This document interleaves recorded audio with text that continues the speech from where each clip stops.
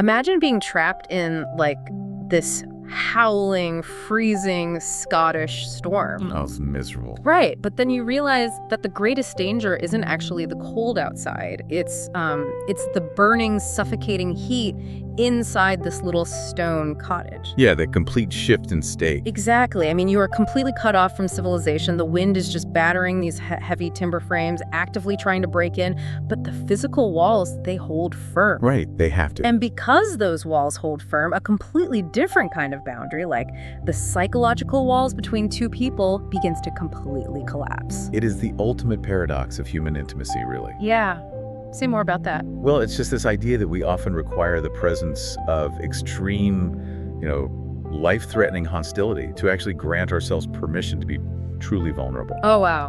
Which is such a fascinating quirk of our psychology. And it brings us directly to the text we are tearing apart today. I'm so excited for this one. Me too. We are doing a deep dive into an incredibly atmospheric, just sensory-rich excerpt from a story called Embers of the Highland Storm.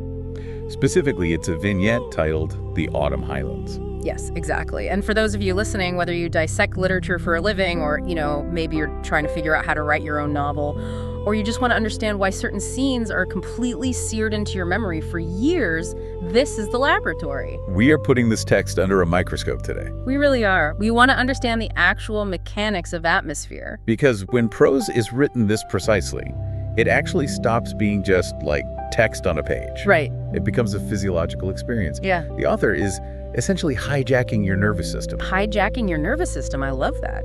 So let's look at the parameters here. We have a 4-act romantic short story featuring two characters, Leo and Maya. Yeah, and the setup sounds almost aggressively simple, doesn't it? It really does. I mean, two people taking refuge from a fierce storm in the Scottish Highlands. That's it. But the execution is just an absolute masterclass in manipulation. Total manipulation. We are going to deconstruct exactly how this writer weaponizes extreme environmental contrasts, highly specific sensory triggers, and honestly, incredibly precise pacing. They aren't just telling us a story. They are making us physically feel the freezing wind, the heavy wool, the heat of the fire right alongside these characters. It really is an architectural achievement as much as a literary one. And to understand how that architecture works, we have to start with the foundation. The environment. Yes. Act I is entirely about that environmental framing. Before we even get a clear look at Leo and Maya, the text forces us to orient ourselves against the environment.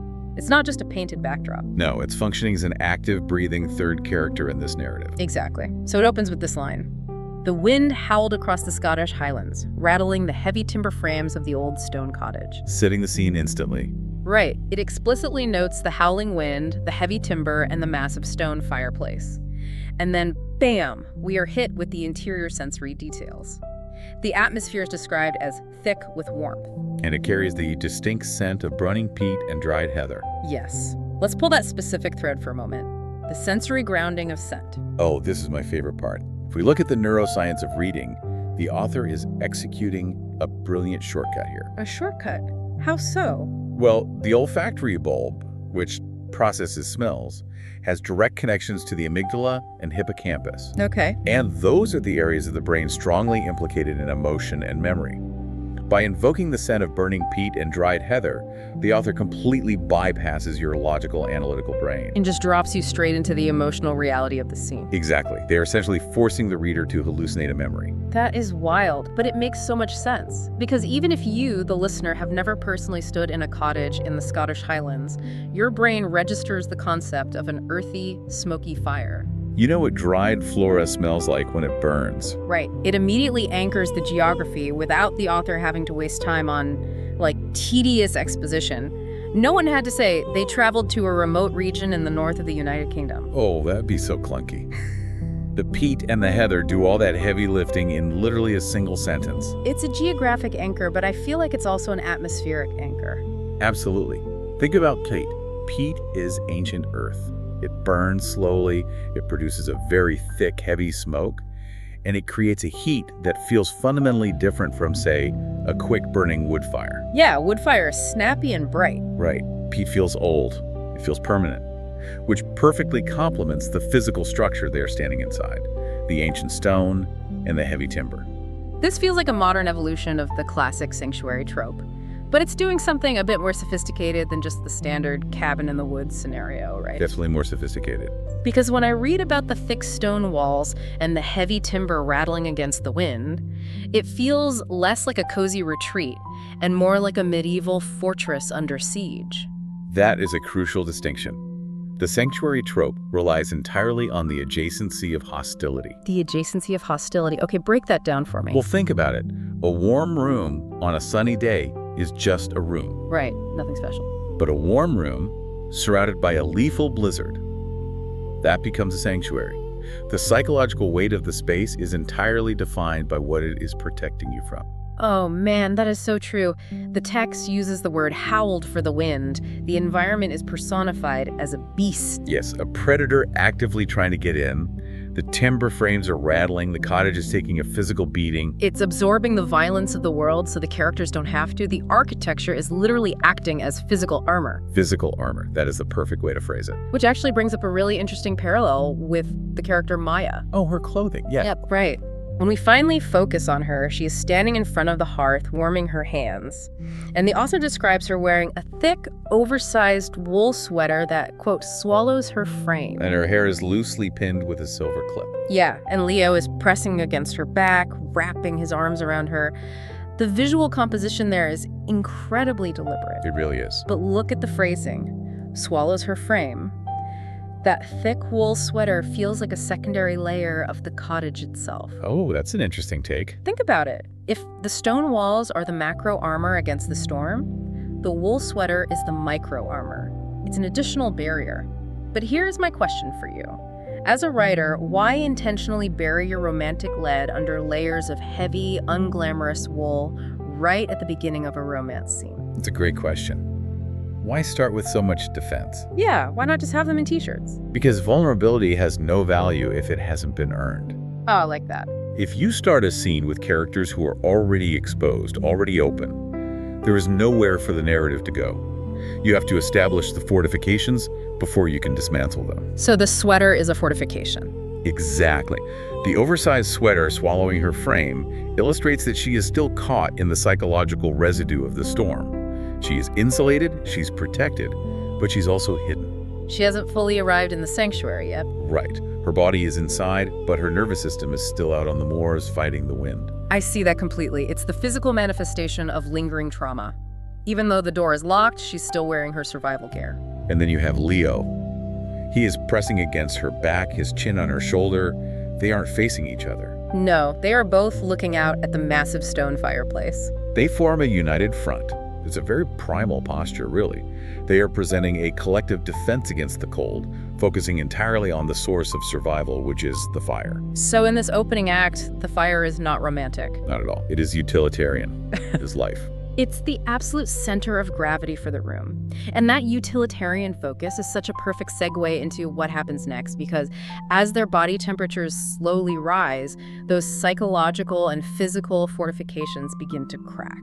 Which brings us to Act 2. Act 2, the mechanics of ignition. This is where the macro environment of the storm completely recedes and the micro environment of their physical connection just takes over. It's the transition from enduring the environment to actually interacting with each other. So let's look at the dialogue that bridges this gap, because it's so good. Leo leans in and whispers, "Listen to that wind." Yeah. And as he says it, his hands are sliding up the front of that heavy wool sweater. He's feeling the rough fabric, but the text notes he is also feeling the radiant heat of her skin underneath. And then Maya's response. Right, she leans back against him, sighs, and says, "Let it blow. We have everything we need right here." That is an incredibly loaded exchange, structurally speaking. It really is. It feels Okay. like a definitive locking of the emotional door. Yes. It is doing a tremendous amount of narrative work in very few words. By acknowledging the wind, Leo is essentially pointing out the monster outside the gates. Right, he's naming the threat. And Maya's response, "Let it blow," is an active, conscious decision to sever ties with the external world. She is verbally banishing the storm. It is a profound assertion of agency. It is. In survival situations, the environment usually dictates your actions. You seek shelter, you seek warmth, you react to the threat. You're at its mercy. Exactly. But the moment Maya says, "Let it blow, we have everything we need right here," she is reclaiming control. The storm is no longer a threat. It has been downgraded to background noise. She is declaring this micro-universe, the space between the two of them, as absolute and sufficient. And the author doesn't just rely on dialogue to make that shift. They anchor it in physical sensation. Yeah, and they use a really elegant trick to establish context. Right after that dialogue, they share a kiss. And the text describes it as a fierce kiss that, quote, carried the chill of the Highlands they had walked through earlier, which then rapidly melts into a burning heat. What's fascinating here is how the author is embedding the backstory directly into a sensory detail. Exactly. I didn't even realize the author was feeding us history until I read it a second time. Right, because there is no clunky flashback. None. There is no paragraph explaining that they went for a hike and got caught in a sudden downpour. The author just gives us the chill of the Highlands they had walked through earlier. It's brilliant. In one clause, we suddenly have the entire stakes of the scene redefined. It completely alters the context of their warmth. They didn't just step out of a warm car into a heated cabin. Yeah. They survived something formidable together. They were exposed to that howling wind. The warmth of the fire, the safety of the heavy timber, none of it is a given. It is a prize they secured by getting through the chill. It makes everything so much more precarious. And it brings up this brilliant physical paradox that I really want to unpack. Oh, the temperature shift. Yes.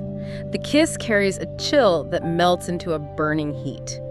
Now, literally speaking, a kiss cannot be both freezing cold and burning hot simultaneously. Physically impossible, yes. But anyone who has ever come inside after being exposed to freezing temperatures knows exactly what this feels like. Oh, absolutely. Your surface temperature, your skin, your lips is like ice, but the core temperature, the blood rushing back to the surface as you thaw, is incredibly hot. You are describing the physiological process of vasodilation following extreme vasoconstriction. Oh, I love the science terms. Explain that. Well, when you are out in the cold highlands, your body pulls all the blood away from the extremities to protect the vital organs. To keep the core warm. Right. It's a biological imperative to keep the core alive. Yeah. When you finally reach safety and warmth, the blood vessels dilate and the blood rushes back to the surface. It causes a literal radiating heat that feels far more intense than normal body temperature. So the author is capturing that exact biological moment. Spot on. The surface chill is the ghost of the storm. It's the residual evidence of the danger they were just in. Wow. And the burning heat that overtakes it is the body coming back to life. Exactly. But I feel like this physical temperature shift is acting as a massive metaphor for what's happening to them emotionally, too. The parallel is almost perfect. Think about it. Emotional trauma or extreme stress triggers a very similar response to physical cold. We pull inward. We do. We restrict our emotional bandwidth to protect our core psychology. We put up the proverbial heavy wool sweater. We become emotionally cold to survive a hostile environment. So when Maya says let it blow and they share that kiss, it is the emotional equivalent of vasodilation. Precisely. Their nervous systems are finally registering that the threat has passed. The emotional survival mode turns off. And the guard they had to maintain out on the moors is just dropped. Yes. And all that suppressed emotional and physical energy is allowed to flood back to the surface at once. The burning heat is the sudden, overwhelming release of that guard. It's like a dam breaking. The spark has been lit, and the internal energy of the room is suddenly skyrocketing to match the violence of the storm outside. Which brings us to the climax of the piece, Act 3. Act 3, Primal Parallels, the Firelight and the Shadow. This is where the structural defenses are finally completely dismantled. Literally and figuratively. Leo reaches up and removes the silver clip from Maya's hair, letting it cascade down. The heavy, oversized wool sweater, that physical armor we talked about, is stripped away and discarded. The wool is gone. It's gone. They move away from the standing position at the hearth, down to the heavy tartan rug on the floor, and the visual palette of the scene undergoes a massive shift. The author specifically notes the golden firelight washing over their bare skin, highlighting muscles and expressions. The removal of the wool is so significant here. It is, because wool is matte. It absorbs light, it hides form. By stripping it away, the author isn't just revealing the characters' bodies, they're changing how the characters interact with the environment. It becomes incredibly cinematic. Yes, bare skin reflects light. It catches the glow of the flames. They literally become part of the dynamic lighting of the room, catching the golden firelight, just like the ancient stone and the heavy timber frames do. They are integrated into the sanctuary. Beautifully said. But the detail that really struck me in this section isn't visual, it's actually auditory. Oh, the soft cry. Yes. During this intense intimacy, Maya lets out a soft cry, and the text explicitly states that the sound is entirely swallowed by the roaring wind outside. That is perhaps the most crucial atmospheric detail in the entire vignette. Yeah. The concept of the auditory cloak. The auditory cloak. I want to push on that. Why is that specific detail so vital? Why draw our attention back to the storm at the exact moment of peak intimacy? Because of what the roaring wind provides. Absolute guaranteed isolation. Okay, walk me through that. Think about the social psychology of human behavior. We are constantly subconsciously policing our actions based on the potential of being observed or heard. Oh, sure. Even in a private home, there is usually some awareness of neighbors, open windows, the street outside. But if the wind is so violently loud that it literally swallows the sound of your own voice, that psychological policing vanishes. The storm guarantees that they're the only two people in the universe. Exactly. It acts as an impenetrable acoustic vault. The louder the storm gets, the more permission they have to exist completely without inhibition. So the environment is actively facilitating their vulnerability by ensuring their absolute privacy. That's it, exactly. Which ties perfectly into the vocabulary the author uses next.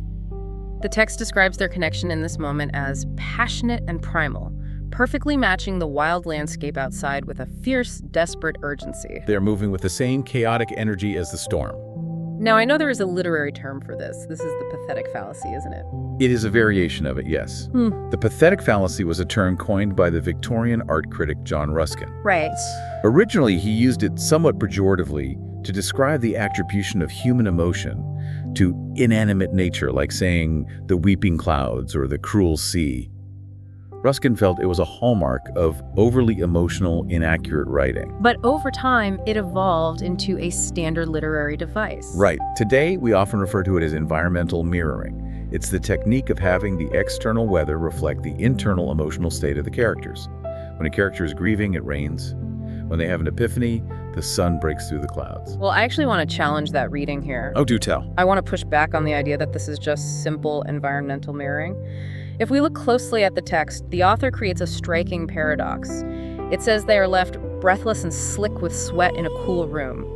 The room itself is no longer heated by the ambient temperature of the fire alone. It is heated by their massive physical exertion. The fire is golden, but the air is cool. Their sheet is entirely internal. A self-generated microclimate. Exactly. And the text notes this fierce, desperate urgency that matches the wild landscape. My question is the storm just a mirror, or is it the engine? Oh, that's a brilliant question. Right. Does the violent howling wind outside actually cause this desperate urgency? I keep wondering if they had taken a lovely sunny hike on a mild Tuesday afternoon and walked back into a quiet cottage, would this scene have played out with the same primal desperation? You are touching on a very profound aspect of human biology and evolutionary psychology here. I try my best. The short answer is no, it probably wouldn't have. And the reason comes down to the misattribution of arousal. The classic psychological phenomenon, where the brain gets confused about why the body is energized. Precisely. The most famous example is the suspension bridge study conducted by Dutton and Aron in the 1970s. Oh, I love this study. Remind us how it goes. So they had an attractive female researcher approach male subjects in two different scenarios. The first was on a terrifying, swaying suspension bridge high above a canyon. The second was on a low, solid, perfectly safe bridge. Okay.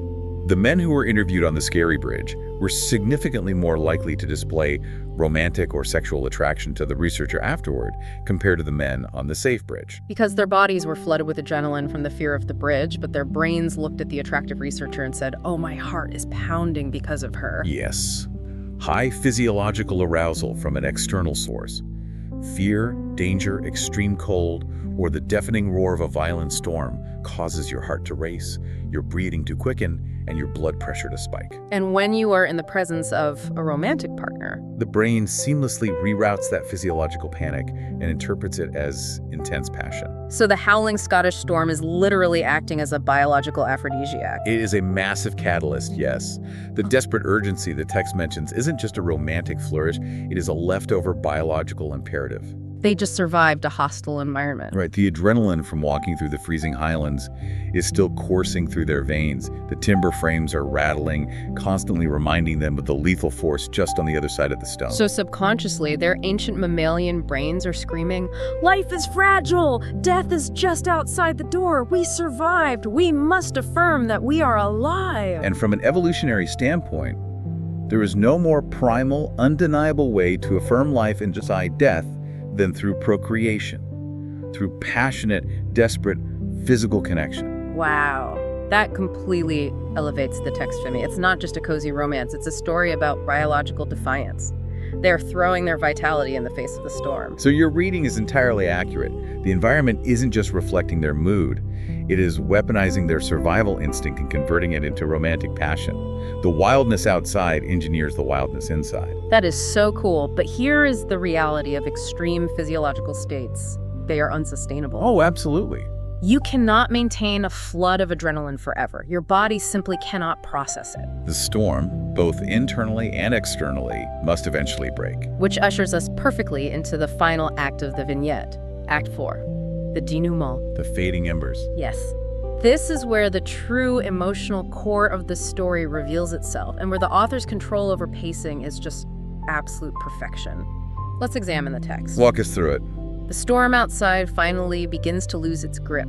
The characters are no longer slick with sweat on the rug. They are now wrapped together in a shared heavy wool blanket. The fire has reduced from that chaotic, dancing golden light to a deep, pulsing crimson glow. A huge visual shift. Yeah, and Maya's breathing slows to a calm, steady rhythm against Leo's shoulder while he absent-mindedly plays with a strand of her hair. The text concludes with them falling asleep, surrounded by ancient stone, perfectly warm and, quote, entirely safe. The synchronization here is flawless. It really is. The exact moment the storm begins to lose its grip on the landscape, their desperate primal urgency subsides into quiet comfort. The external and internal worlds remain perfectly tethered together, but the tempo has drastically shifted down. It's the physiological come down. The adrenaline has left the bloodstream. If we look at this through the lens of narrative rhythm, a well-crafted story operates very much like a piece of music. Oh, I like that analogy. You have the long build, the deafening crescendo, the howling wind, the roaring fire, the desperate passion, and then you fundamentally require the decrescendo, the rallentando. The gradual slowing of the tempo. Yes. If the story just ended at the peak of the climax, it would feel jagged, unresolved. We'd be left hanging. Exactly. And the author achieves this resolution not just by telling us the characters are tired, but by altering the literal light source of the room. That color shift is so striking. From golden firelight to a deep, pulsing crimson glow, it completely changes the visual frequency of the scene. And the thermodynamic reality. Think about golden firelight. It is active, it is hungry, it requires a constant intake of oxygen, fuel, and physical movement. It dances, it consumes, it creates harsh shadows. Right. But a crimson glow is something entirely different. It is the embers. It is residual, deeply embedded heat.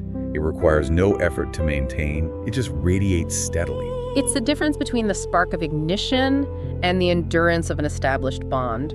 Golden is the passion, crimson is the comfort. That's a beautiful way to put it. But the word that really anchors that sentence for me is pulsing. The crimson glow is pulsing. Why does that specific word stand out to you? Because it biologically mirrors a heartbeat, but specifically a resting heartbeat. Oh, yes. During the climax, everything was roaring, rattling, frantic. Now the environment itself has slowed down and synced up with their resting biology. The room is no longer an active combat zone against the cold. It is a living, breathing incubator. It's pulsating with a slow, rhythmic crimson life force. Yes.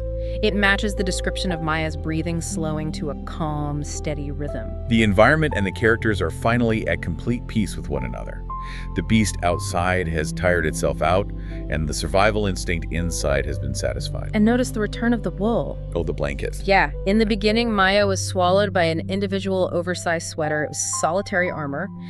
Now they're wrapped in a heavy wool blanket together. The barrier against the cold has returned, but it has expanded to encompass both of them. Exactly. They are in a shared cocoon. They have integrated their defenses. It marks the transition from individual survival to mutual sanctuary. Mutual sanctuary. I love that.